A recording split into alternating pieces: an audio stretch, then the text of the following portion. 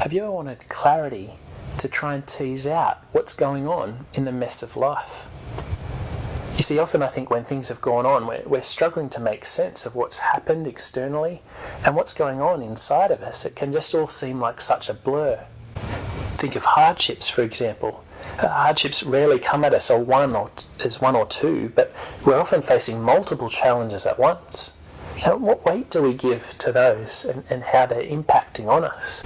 And then there's what's going on inside of us as well. Perhaps you suspect that you might have contributed somewhat to how you're feeling in particular problems that you're facing, how you've handled them. But how do you tease that out with clarity? What responsibility do you have for what's going on? Well, I think that's where this model of change is actually really helpful, because it orients us to the big categories at play in any of our struggles. I think the ability to think about our circumstances from a biblical perspective is really helpful, because it clarifies the nature of the particular external struggles that we're facing and the pressure they're producing in us. It gives us a way of explaining what's going on and a sense of, yes, there is real pressure, and I can see that these range of circumstances are causing particular pressure, and they're actually legitimate. I think we see in particular experiences of suffering as we highlight, okay, so that's what's going on. That's really quite a huge thing that I'm facing at the moment. It highlights the kind of comfort that we need in the midst of some really difficult hardships of life. But the Bible also clarifies what weight we need to give to our own contribution to our struggles, to how we've responded to what's going on inside of us. It brings that into sharp focus as well. So let's think more about the situation. We've already said that the situation is what happens to us. It's external circumstances that are impacting on us. And this category is broad enough to include both experiences of suffering and blessing. So things that we experience as positive and negative, desirable and undesirable. Let me outline some of the hardships and blessings that we can face at a broad level before drilling down into some more detail of the form and shape that we might experience them. So firstly, hardship. Let's consider hardship. Now, I think the Bible speaks to us with something that we already get firsthand. You see, it says to us that we live in a broken world, and I think that deeply resonates with our experience. Our expectations of life are only accurate when they fit in with our understanding of life being broken, with the world being not what it was originally made to be, with things going wrong, with things being a mess in lots of respects. Now, I think until we align our expectations with this, we can be constantly spending all this energy trying to fight the reality of the way things are. Now, Paul speaks quite openly about this brokenness in Romans chapter 8, and he uses some pretty strong imagery that describes the broken state of the world that we're in. So I'm going to read some of those verses, Romans 8:18 and verses 20 to 24. I consider that our present sufferings are not worth comparing with the glory that will be revealed in us. And on to verse 20.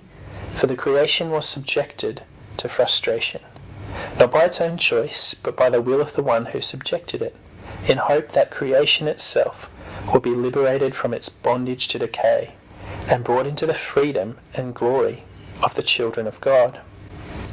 We know that the whole creation has been groaning as in the pains of childbirth, right up to the present time. Not only so, but we ourselves who have the first fruits of the Spirit groan inwardly as we wait eagerly for our adoption to sonship, the redemption of our bodies. For in this hope we were saved. But hope that is seen is no hope at all. Who hopes for what they already have? Now, Paul speaks of the natural world experiencing frustration, pain and decay. He uses this graphic image of the world groaning as in the pains of childbirth. And I don't think anyone who's given birth to a child can read those words without a sense of what Paul's saying. It's this intense pain. There's much joy to come when God renews the world in the future. But that's not now. For now, creation is in labour as it waits for that day. It's experiencing this great pain and groaning. And we ourselves groan as well. We feel the brokenness of life in the world is the way it is. And we long for this renewal ahead that's God's promised. This is entirely consistent with the words of Jesus. Now, he said, "In this world you will have trouble, but take heart, I have overcome the world," in John 16 verse 33. Notice he said, in this world you have trouble, not ease, comfort, predictability, security, none of those things, but trouble. You see, the Bible's really honest about life. It sets our expectations right. It shows us the way things really are. But the Bible's also upfront about suffering being part and parcel of following Jesus. You see, for those of us who follow him, we'll be unpopular because of our association with him. Now, it's possible to be unpopular for the wrong reasons, for being unloving perhaps, insensitive, or just a bit odd. But Jesus said that those who hated me will hate you also. He was speaking of an unpopularity, particularly to do with our life and message reflecting him. And so Jesus says that that's what you'll get for following me, that there'll be hardship that's particularly because of your relationship to me.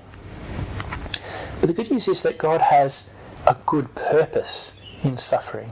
He has this redemptive purpose that's seeking to form our character in the midst of suffering. He's refining us. He's maturing us. And that's a very good thing. So when we experience suffering, yes, it may be very hard, and no, if we had a say in it, we might not voluntarily enter into that suffering. But God is still working his good purpose in the midst of it. And he can be trusted. He has this refining, maturing purpose that continues in the midst of it. It's actually serving his purpose. It's not a threat to his purpose, but it's furthering his purposes for us. And we saw that in James chapter 1, verses 2 and 4, that God was maturing his people, developing perseverance, maturing their faith in the midst of hardship. James wanted his audience to expect hardship rather than be surprised by it, for he has this maturing purpose for their good in the midst of experiences of suffering and trial. Second, the Bible warns us of the danger of blessing. You see, times of plenty can test us just as much as times of little. In those moments when we have lots of good things, we're tempted to grow proud and think that we have produced the very good things that we're enjoying, and we forget about God. And we saw that in James chapter 1 verses 9 to 11 with his warning to the rich. James knew that their wealth would be so short-lived, and it would create this temptation in them to grow proud and to forget about God and to think that they had produced what they were enjoying. Now let me zoom in on a couple of other examples where this is highlighted in the Bible, and let me say it goes right through the Bible. It's a theme that runs through the whole story. But this first example that I'll give is from Deuteronomy chapter 8. Now the context is God is giving his people instructions. They're poised to enter the promised land in fulfillment to God's earlier promises of back to Abraham of giving great blessing to his people. And God's people have been wandering in the desert for 40 years as a result of the way that they had disobeyed him and failed to trust him. So they've had a hard 40 years, and now they're poised, ready to enter this good land, an abundant land. And God is speaking to them in light of this situation that they might actually trust him, because he knows that the very good things they're going to experience are likely to be real tests for them and what is in their heart. So let me read to you verses 10 to 14 of chapter 8, Deuteronomy chapter 8. When you have eaten and are satisfied, praise the Lord your God for the good land he has given you. Be careful that you do not forget the Lord your God, failing to observe his commands, his laws and decrees that I am giving you this day. Otherwise, when you eat and are satisfied, when you build fine houses and settle down, And when your herds and flocks grow large, and your silver and gold increase, and all that you have is multiplied, then your heart will become proud, and you'll forget the Lord your God, who brought you out of Egypt, out of the land of slavery. Now we actually see Jesus speaking about something very similar in his parable of the rich fool. There's just one person in view here, and not a whole group of people. But Jesus is telling the story of a man who has this abundant supply of crops, has such a massive harvest coming in that he can't store everything that he has in his existing barns. Now it's quite telling in this story that the man has no sense that what he has of the crops growing actually being God's doing, and of them being given to him as a resource. He has no sense of the crops being from God's hand. He just assumes ownership himself. And what happens is he decides that he'll tear down his existing barns. He'll build bigger ones. And what he wants to do is he wants to kick back. He wants to enjoy life, eat, drink, and be merry. Little does he know that his very life will be demanded from him that night. Well, there you go, an outline of two specific facets of the situation, suffering and blessing. And now we're going to go into those in more detail by teasing out the kinds of suffering and blessing that are catalogued throughout the Bible that make sense of what's happening to us externally.